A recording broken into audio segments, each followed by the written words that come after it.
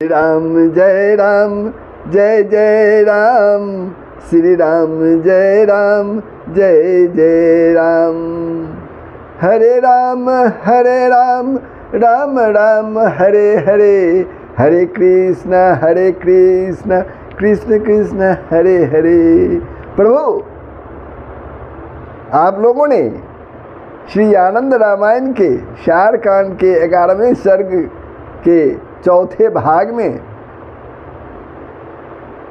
जो प्रसंग सुना, वो प्रसंग था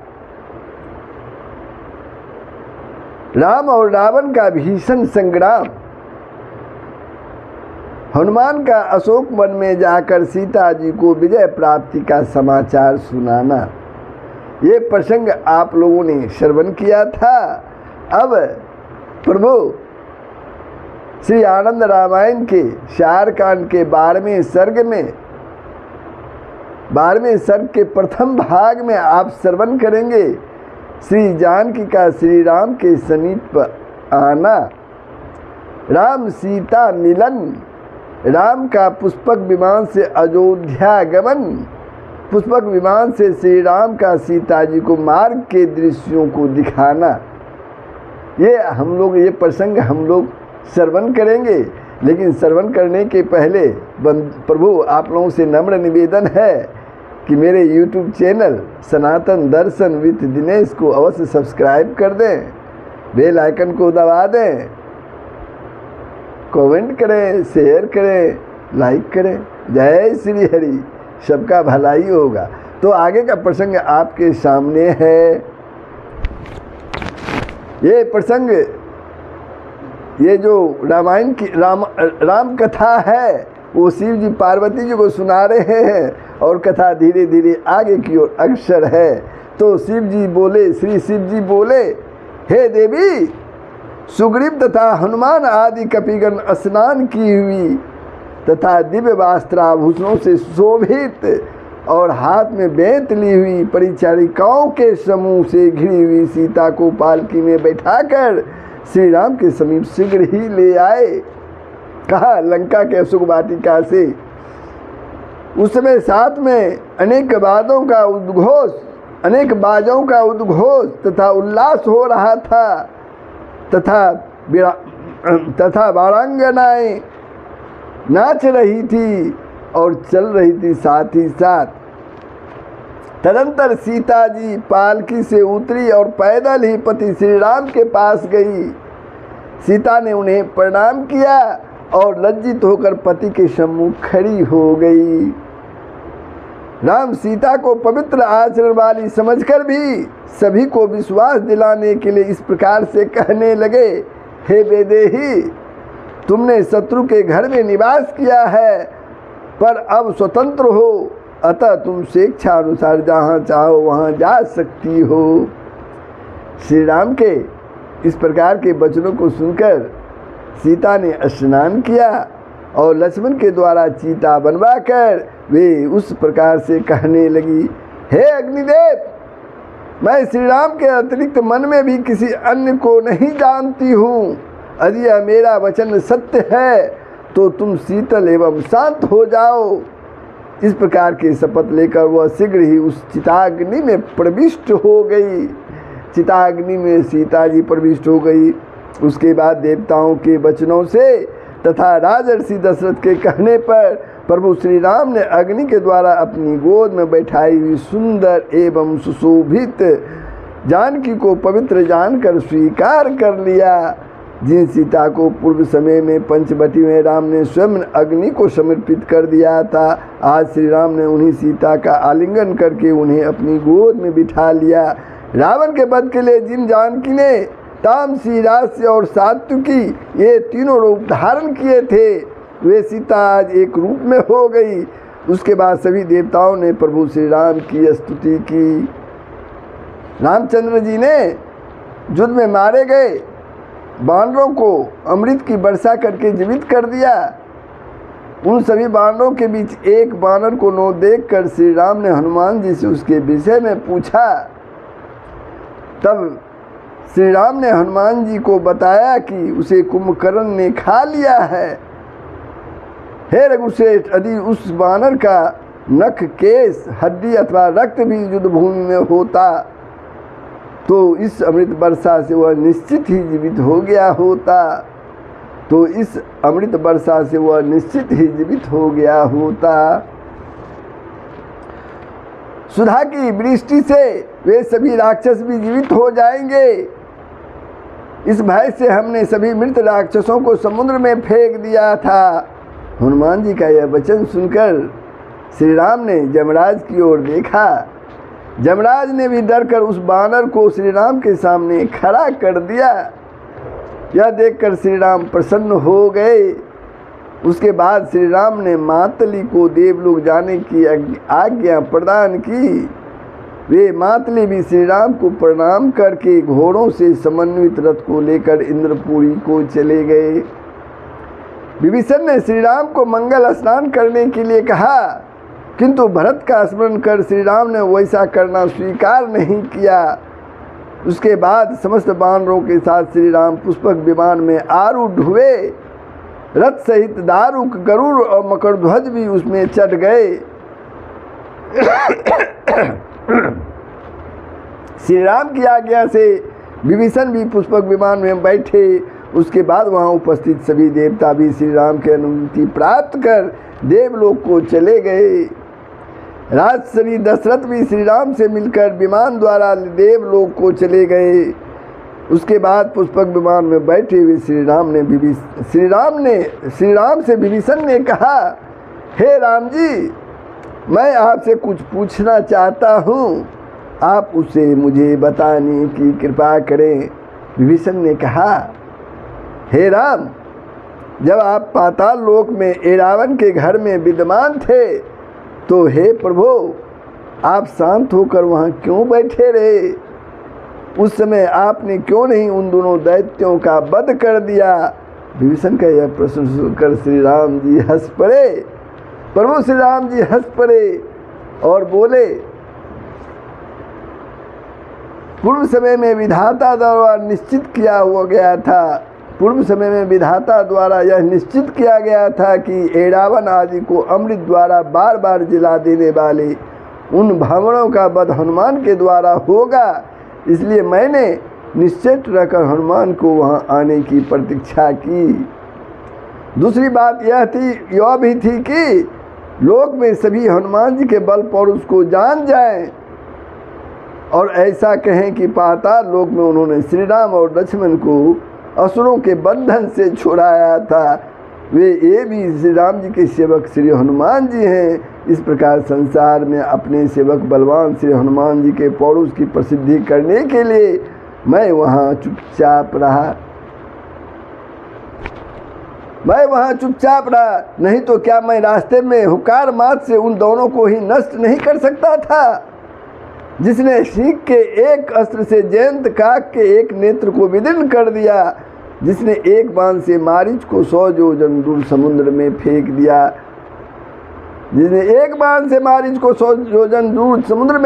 दिया, क्या वही मैं उस समय कुंठित शक्ति वाला हो गया था? नहीं, मैं कुंठित शक्ति वाला नहीं हुआ था। उन दोनों राक्षसों को मारने के लिए मैंने पाताल में किसी शास्त्र की प्रतीक्षा नहीं की थी। हे विभीषण, मैं तो केवल हनुमान जी के गौरव को प्रतिष्ठित करने के लिए ही उस समय प्रयत्नहीन बना हुआ था। यह बात मैं सत्य कह रहा हूँ। राम जी की ऐसी बात सुनकर हंसते हुए हनुमान विभीषण से कहने लगे, क्या आप उस बात को भूल गए कि सेतु बंधन के समय मुझे गर्वित देखकर लिंग को उखाड़ने के लिए बहाने श्री राम ने मेरी पूंछ को ही खंडित कर डाला था? श्री राम के सामने मेरे बल की क्या गिनती है? उन असुरों का वध करने में क्या उन्हें देर लगती? हे विभीषण, श्री राम ने अपने दास की कीर्ति को ही बढ़ाया है। हनुमान जी ऐसा कह रहे हैं। मारुति के इस प्रकार के वचनों को सुनकर विभीषण ने बड़े ही श्रद्धापूर्वक श्री राम को प्रणाम किया और उनकी भली भांति पूजा की। इसके बाद पुष्पक विमान में बैठे हुए श्री राम ने सीता के बार बार आग्रह करने पर उनकी बात को महत्व देते हुए प्रसन्न होकर त्रिजटा को अनेक वर प्रदान किए। वर देने से पूर्व उसे वस्त्र अलंकार और आभूषण देकर संतुष्ट करके श्री राम ने कहा, हे त्रिजटे, तुम मंगल करने वाले मेरी वचनों को सुनो। कार्तिक, वैशाख, माघ और चैत्र मास, इन 4 महीनों के पहले के 3 दिन का स्नान सभी श्रेष्ठ मनुष्य तुम्हारी प्रसन्नता के लिए ही करेंगे। इससे तुम कृत हो जाओगी। जो मनुष्य इन 4 महीनों में पूर्णमासी से प्रारंभ कर 3 दिन स्नान न करे, उस व्यक्ति के संपूर्ण मास का किया हुआ पुण्य तुम मेरे कहने से हरण कर लेना। तुम और भी सुनो, मैं तुम्हें यह वर भी देता हूँ कि अपवित्र स्थानों में किए गए श्राद्ध एवं हवन आदि कर्म तथा वे ही कर्म विधि पूर्वक किए जाने पर भी क्रोध के आवेश में किए गए हों, तो हे त्रिजटे, उनका फल भी तुम्हें प्राप्त हो। सुनो, तुम्हें मैं और भी वर देता हूँ। प्रभु श्री राम त्रिजटा राक्षसी से कहते हैं,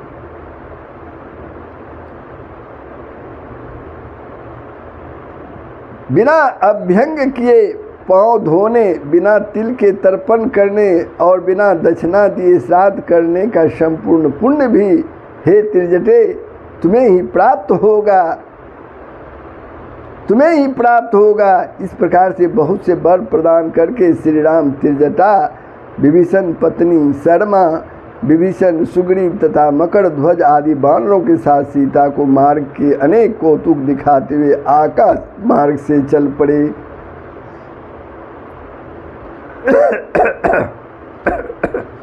वे सीता जी से बोले, हे सीते, इस रमणीय लंका तथा युद्ध स्थल को देखो। यह सेतु है जिसे लवणार्णव में मैंने शिलाओं द्वारा निर्मित किया है।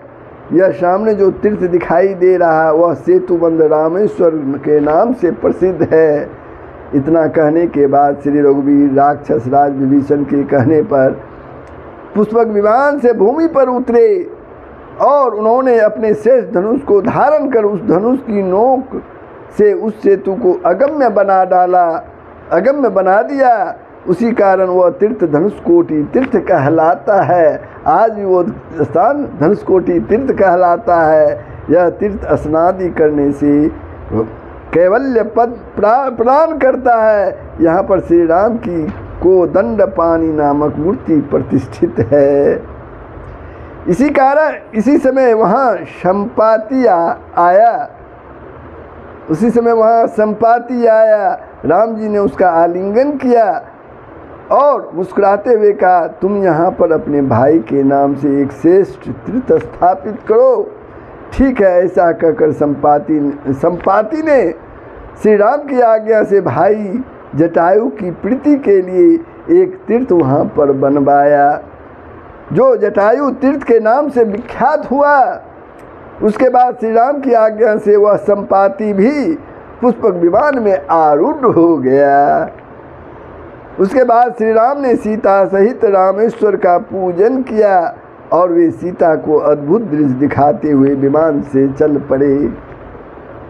हे सीते, इस स्थान को देखो, यहाँ पर मैं एकांत में मंत्रणा करता था।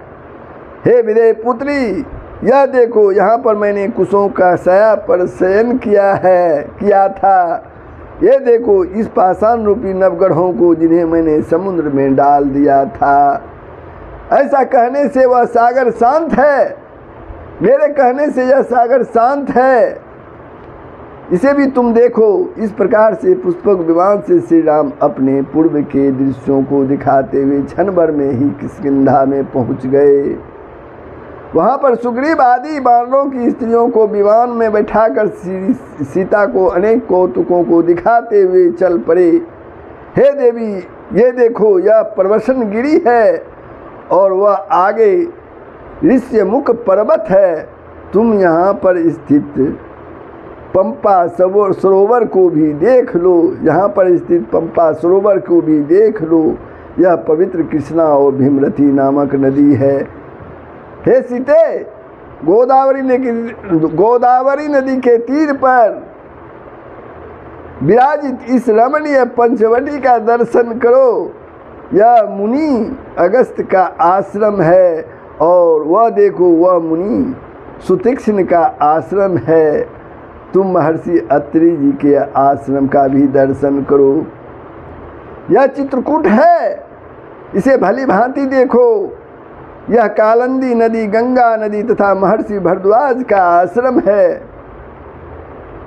श्री जानकी जी ऐसा कहकर श्री राम यान से उतरे, पुष्पक विमान से उतरे और महर्षि भरद्वाज के प्रार्थना करने पर उनके आश्रम में गए और कुछ समय के लिए सुखपूर्वक वहाँ ठहर गए। उस दिन माघ मास के शुक्ल पक्ष की चतुर्थी तिथि थी। माघ मास के शुक्ल पक्ष की चतुर्थी तिथि थी और 14 वर्ष पूर्ण हो गए थे। महर्षि भरद्वाज ने अपने तपोबल से भूमि पर ही स्वर्ग की संरचना कर दी और सीता तथा वानरों के साथ श्री राम की भली भांति पूजा की तथा सभी का आतिथ्य किया। तो ये प्रसंग प्रभु कैसा लगा कमेंट के माध्यम से बताएंगे। और बंधुओं, प्रभु आप लोगों से नम्र निवेदन है कि वीडियो को ज़रूर सब्सक्राइब कर देंगे, बेल आइकन को दबा देंगे, शेयर करेंगे, कमेंट करेंगे, लाइक करेंगे। जय श्री हरि, जय श्री राम, जय बजरंगबली। सबका भलाई होगा, पूरे विश्व का कल्याण होगा, यही सनातन धर्म का मूल तत्व है। जय श्री हरि।